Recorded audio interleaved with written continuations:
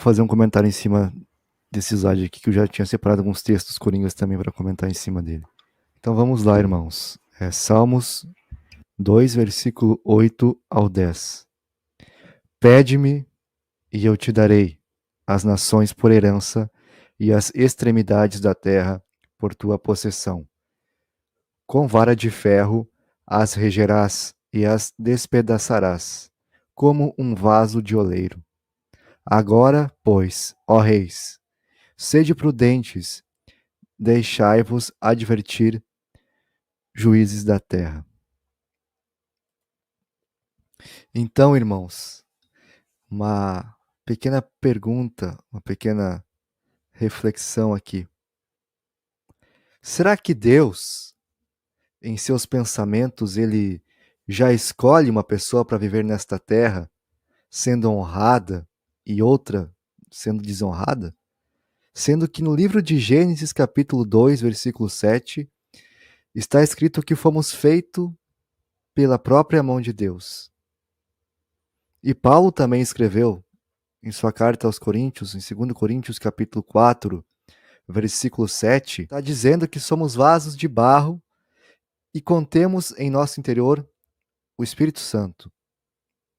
No Salmo 139, versículo 16, o salmista escreveu que ainda no ventre de nossa mãe, o Senhor nos conhecia, quando ainda éramos uma substância sem forma ou informe, barro não modelado pelo oleiro. A gente pode entender dessa forma também.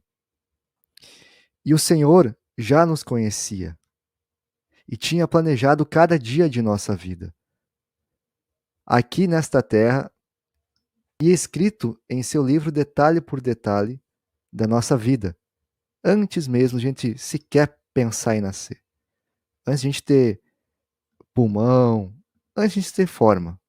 Ele já sabia, desde a concepção. Ou seja, meus irmãos, o Senhor já havia projetado nossa vida antes mesmo de nascermos. Então, se Deus é amor, como pode? Vejam só, se Deus é amor, a Bíblia não diz que Deus é amor? Então tá.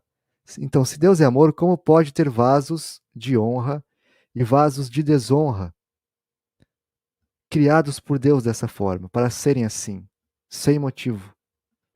Será que Deus escolhe umas pessoas para serem prósperas e outras simplesmente para sofrerem?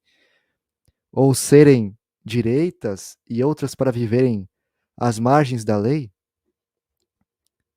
No livro de Atos, capítulo 9, versículo 15, o escritor vai relatar o seguinte sobre a conversão do apóstolo Paulo. Isso os calvinistas eles fogem desses textos, porque o escritor narra sobre Ananias. Ele não queria ir orar por Paulo, mas o Senhor diz a ele, para Ananias, vai, porque ele, o Paulo, o apóstolo Paulo, é um vaso escolhido para levar minha palavra para os gentios, reis e para o povo judeu. Embora o Senhor tivesse escolhido a Paulo para fazer essa grande obra, Paulo não era obrigado a fazer nada disso. Não era obrigado a concluir essa obra que o Senhor havia preparado, porque ele tinha livre escolha, assim como todas as pessoas têm, tá? Então, o que acontece? Paulo não era obrigado a fazer obra alguma. Ele podia ser um vaso de honra ou vaso de desonra, dependendo da escolha que ele fizer, que ele ia fazer. Da mesma forma, a gente é assim. Deus não predestinou nada dessa forma que os calvinistas estão falando. O Senhor, claro que o Senhor tem um plano de honra para todos, mas só se nós formos obedientes, porque se a gente for rebelde e quisermos viver segundo o nosso coração, o Senhor deixa a escolha a nosso critério. Porque a gente tem a livre escolha, não somos robôs criados para uma finalidade e não temos o que fazer. Não somos algo programado, nós somos seres vivos. Nós temos escolha. Entenderam? Então, o que você pode escolher? Você pode escolher ser de honra ou desonra. E o que eu estou dizendo é que Deus tem um projeto sobre nossa vida, um projeto de honra. Ele sempre tem um projeto de honra. Jamais Deus vai ter um projeto de desonra, justamente pelo fato de Deus ser justo e ser um Deus de amor. Não haveria justiça em Deus se ele já projetasse vasos para honra e desonra assim, de maneira ilógica, de maneira sem critério algum, de maneira irresponsável até, porque isso é responsabilidade total e falta de justiça, tá? Mas o Senhor não desiste nunca da nossa vida, porque Ele quer que todo homem seja salvo. Você pega a história de Israel, desde que Israel se tornou um povo, Deus sempre foi tentando fazer que Israel se arrependesse. Até hoje, Deus está tentando fazer com que Israel se arrependa. Cristo veio primeiro para os judeus, diz as Escrituras, e eles rejeitaram a pedra angular e rejeitam até hoje. Mas Deus, com longanimidade, espera que eles se convertam e que façam parte da igreja, da noiva de Cristo, para terem parte nas bodas do Cordeiro. E Paulo fala que Deus escolheu ele desde o ventre da mãe dele, para que ele fosse um pregador da palavra. E ele se inspirou no profeta Jeremias para falar isso. Paulo tem frases que são inspirações diretas dos profetas. Por exemplo, ele fala que Deus livrou ele da boca do leão. Isso lembra Daniel. Paulo fala, eu estou limpo do sangue de todos vós. Isso lembra Ezequiel. Mas o interessante é essa parte, né? Que ele fala que Deus escolheu ele. Mas em um texto aí que você vai ler, eu vou deixar aí para você ler, se quiser ler agora, aquele que Paulo fala que poderia ser reprovado. Ele poderia ser reprovado, mesmo sendo um vaso escolhido.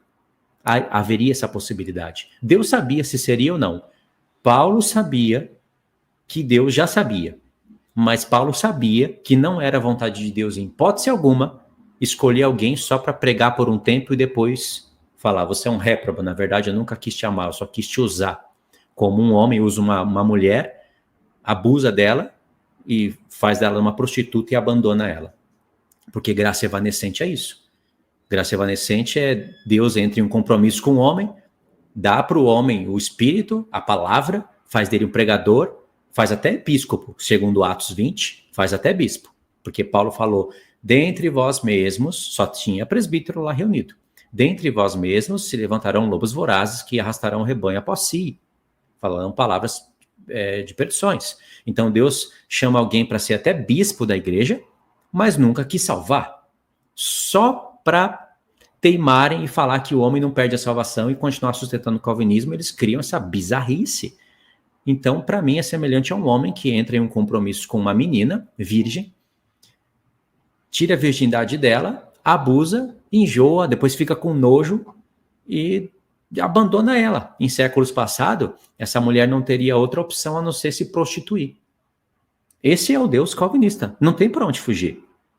Qualquer um pode ser usado e abusado por ele, se o calvinismo estivesse correto. Todavia, Deus me separou desde o ventre da minha mãe e me chamou por sua graça. Qual então foi o seu agrado? Todos os que competem nos jogos se submetem a um treinamento rigoroso. Acho que vocês conseguem compreender o que esse treinamento rigoroso quer dizer, né? Para obter uma coroa que logo perece, mas nós o fazemos para ganhar uma coroa que dura para sempre. Tome cuidado para que ninguém roube sua coroa, né? Sendo assim, não corro como quem corre sem alvo, e não luto como quem esmurra o ar, mas esmurro o meu próprio corpo e faço dele meu escravo, para que, depois de ter pregado aos outros, eu mesmo não venha a ser reprovado.